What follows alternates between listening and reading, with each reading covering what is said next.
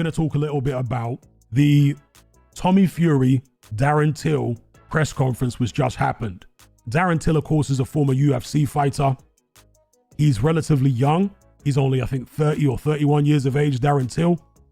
But the real story of the press conference, at least, was the exchanges between Darren Till and John Fury, because Darren Till really stuck it on John Fury at a press conference table. It was quite funny.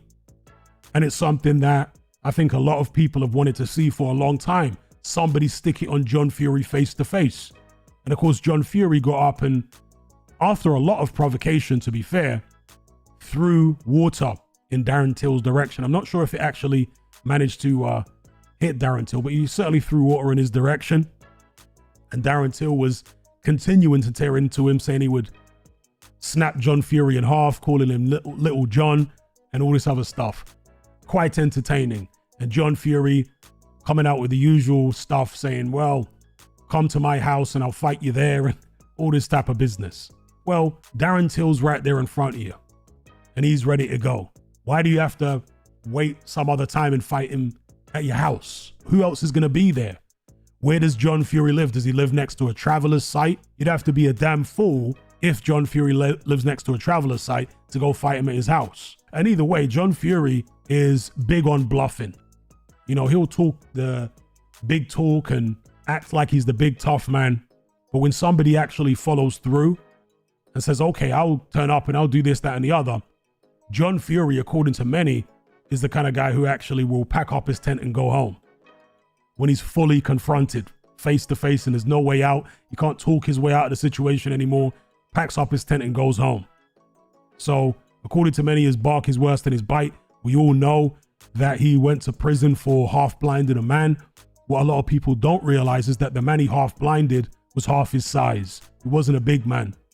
The guy half blinded was a little guy like Carl Frampton. Okay, just to put it in perspective. Now, I'm not saying that John Fury was right or wrong in that situation, because at the end of the day, that was between him and that guy. And I've heard all sorts of different accounts of what the beef was over.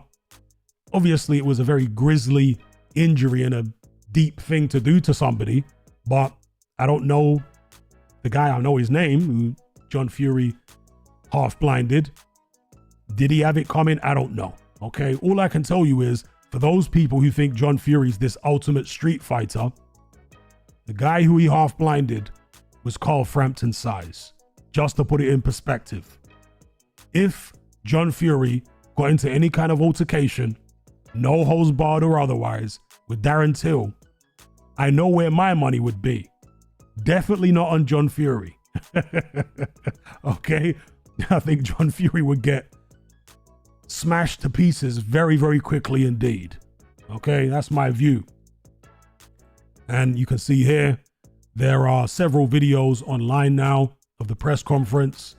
Complete carnage. Darren Till and John Fury lose it at press conference. The first one, the headline said, we have not seen you since Usyk bladdered Fury.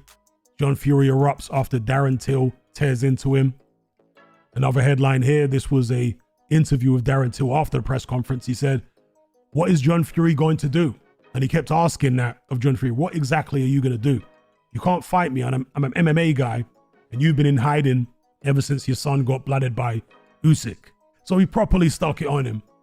And he also threatened to kick Tommy Fury in the head if their boxing match isn't going his way, and tell KSI, you know, keep the money, because I'm not going to get beat by this guy. Now, it almost seems as though Darren Till was trying to give the Furies a taste of their own medicine, because they play this type of game, particularly John Fury. He plays this type of game where he's trying to bluff you out. You know, he's trying to play a game of dare with you to see whether his bluffs will be taken seriously by you, and then you'll back down or you'll get intimidated. And Darren Till says, yeah, he would kick Tommy Fury in the head. He would take him down, etc., etc., if he were losing a boxing match against him. Is he serious? We shall see. But I suspect not. You know, I know that Darren Till is a bit of a hothead, and he's been involved in some situations outside the ring. He's had some difficulties with the law and what have you. Nothing too serious, but a few situations that I'm aware of. So he is a hothead. But would he do something that hot-headed to actually tackle Tommy Fury to the ground and forget about Queensberry rules? You guys let me know what you think in the comment section. Just to finish here on John Fury, this is something I alluded to in a previous live stream, and that is a post on the BoxRec forum. Okay, now I'm not here to vouch for the post I'm about to show you. I'm not here to say that it's genuine information that's being conveyed in this post. I'm just gonna show you what it says, read it to you, and you make of it what you will. All I can say is it sounds like something John Fury would do. Okay, so I'm gonna show you this post here now, and this post is old, by the way. This post is from 2015, long time ago, long before John Fury got quote unquote exposed by Mickey Theo, right? This is from 2015 on the BoxRec forum. So the individual who wrote the post said, "No conjecture, gossip, rumor, or badly researched online articles.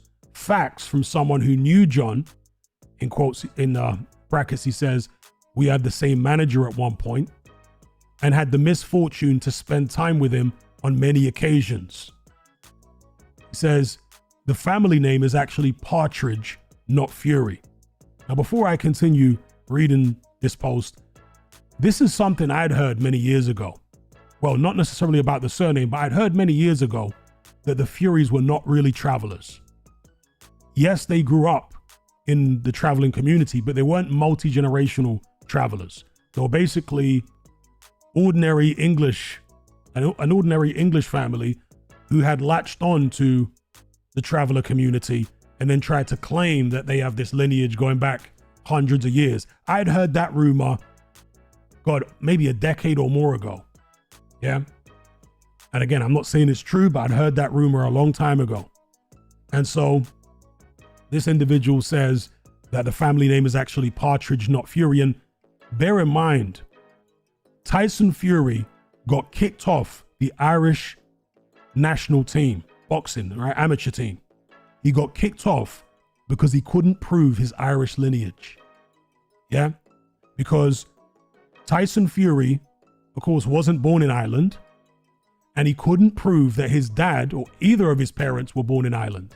To my knowledge, if there are any Irish people out there, shout out to G-Man. To my knowledge, in order to qualify to be on the Irish national, boxing team, either you have to be born in Ireland, have an Irish parent, or an Irish grandparent. So for Tyson Fury to be kicked off the Irish national team, presumably he couldn't prove that any of his parents, either of his parents or either of his grandparents, were born in Ireland. So again, make of that what you will and look it up for yourselves. It's on his Wikipedia page, the reason he was kicked off the Irish national team. It mentions the fact he weren't born in Ireland, but again, if you're not born in Ireland, to my knowledge, you can still be on the Irish national team if you have a parent or a grandparent that was. In fact, let me show you something interesting here.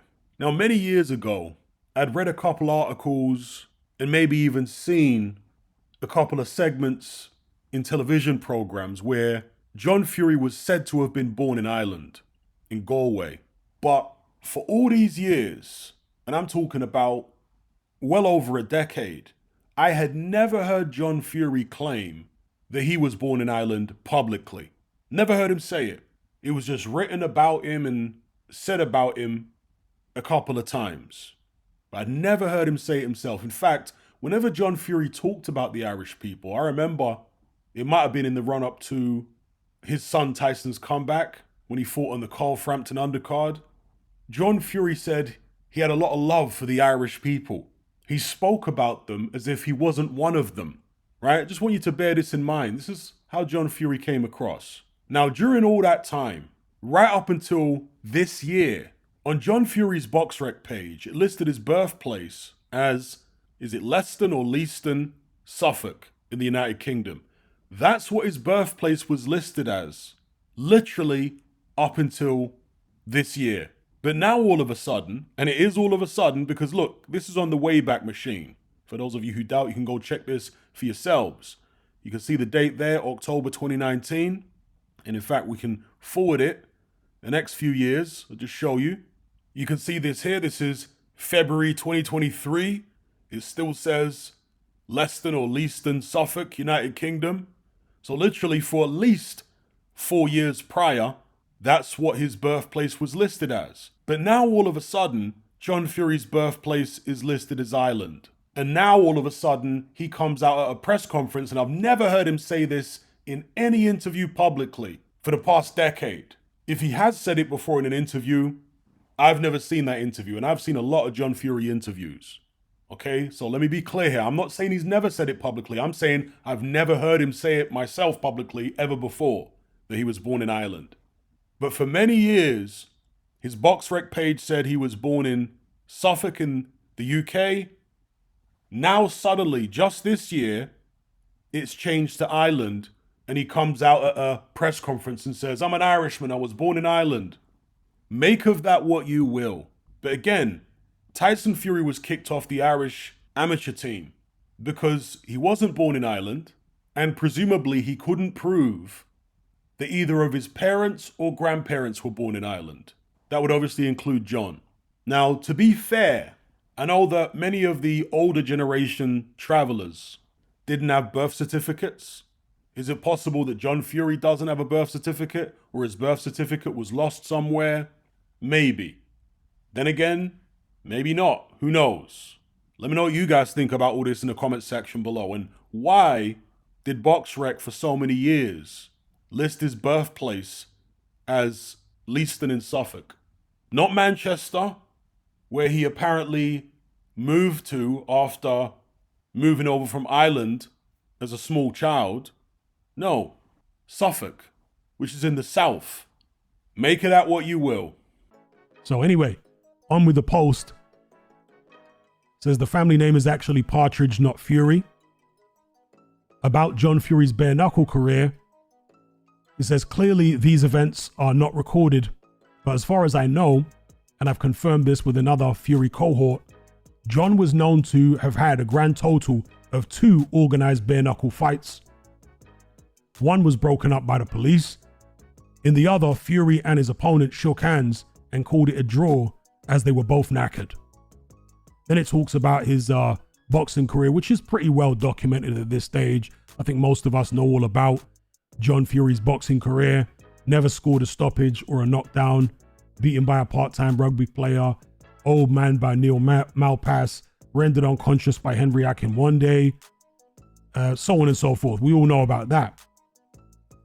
Then we move on to this here, which is really quite interesting. And this is what I was alluding to earlier on with regards to it sounds like something John Fury would do. So, sparring stories. He came over to John Selabansky's gym in Bradford to spar with the aforementioned Steve Garber. This is a guy he went on to fight, of course. This was after their first fight, before the second. Steve suffered a badly cut lower lip after 2 rounds and curtailed the sparring. Middleweight Frank Grant asked if he could do a few rounds with Fury. Fury, most insulted that a mere middleweight would dare to spar with him, went in heavy. The sparring was heated, to say the least, and Frank absolutely battered Fury for 2 rounds. Okay, so he's saying a middleweight got in there. John Fury wasn't happy that a middleweight challenged him. They had the spar and John Fury was getting battered. In the changing rooms, Fury starts muttering about not being fit, and he thought he was sparring a heavyweight. His wife had a baby due to, he'd had a long drive from Haslingden. So he was basically making excuses, according to this guy, about why he got battered by a middleweight.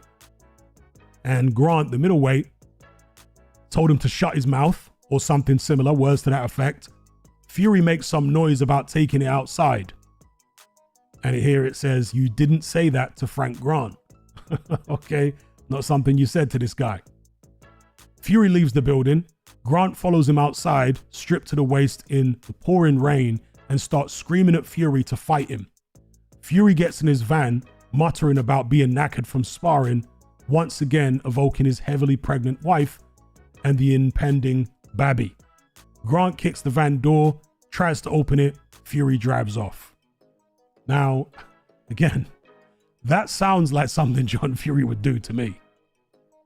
That sounds like something he would do. And this guy says, I didn't see this sadly, but I do have it on good authority from numerous people who witnessed it. Fury went to Leeds to spar with Tom Collins and Carl Gaffney. Light heavyweight Collins knocked him clean out wearing 16-ounce gloves. I can believe that. John Fury didn't appear to have the greatest of chins in his professional career. By way of conclusion, Gypsy John Partridge, it's true I swear, is a liar, fantasist, bully, and nothing like as hard as he would have you believe. If Fat Mick has any sense, he'll keep John well away from press conferences, cameras, interviews, etc. And again, to reiterate, folks, this post is from 2015. This is long before the Mickey Theo saga or any of these other elder gentlemen have called John Fury out for a fight. This is back when so many of the Fury fanboys, certainly, but a lot of the public was still convinced that John Fury was the real deal and some serious hard case who'd had hundreds of bare knuckle fights and he was undefeated on the hard road, on the cobbles, invincible, etc., etc. So again, I can't tell you that any of this is true, but it sounds plausible. That's what I'll say. Are you surrounded by mindless bots in human form who adhere to the norm and blindly conform, who swallow all the mainstream BS and actually ridicule you for questioning things? Do you wish you had more free-thinking individuals in your life to network and converse with? Well, look no further. We're right here. Come and join the Brotherhood of Reason on Patreon. You'll gain access to my weekly topical content where we take deep dives on an endless variety of subjects, as well as my vast back catalogue of podcasts, videos, interviews, movie decodings, and my Confessions of a Nightclub Bouncer series. You'll also get to talk and network with myself and hundreds of other people in our members chat. You can enjoy all this via the Patreon app or on desktop and download all my podcasts in high-quality MP3. There's no contract, no commitment. You can cancel at any time, just like Netflix, but it's a hell of a lot cheaper. Just download the app from the Play Store or the App Store, or simply visit patreon.com on a web browser. Then head on over to my page and select the tier called the Brotherhood of Reason. All the links are in the description box below. And just a quick money-saving tip for Apple users. If you purchase your Patreon subscription on the desktop site or on Android, then you'll avoid the ridiculous 30% fee that Apple charges for purchases made on the iOS app. So if you're on iPhone or iPad, save yourself some money by buying your subscription on the actual Patreon website or on Android because it's a lot cheaper. Once you've made that initial purchase, you can then use the Patreon app on your iPhone or iPad thereafter to access and enjoy your content as normal.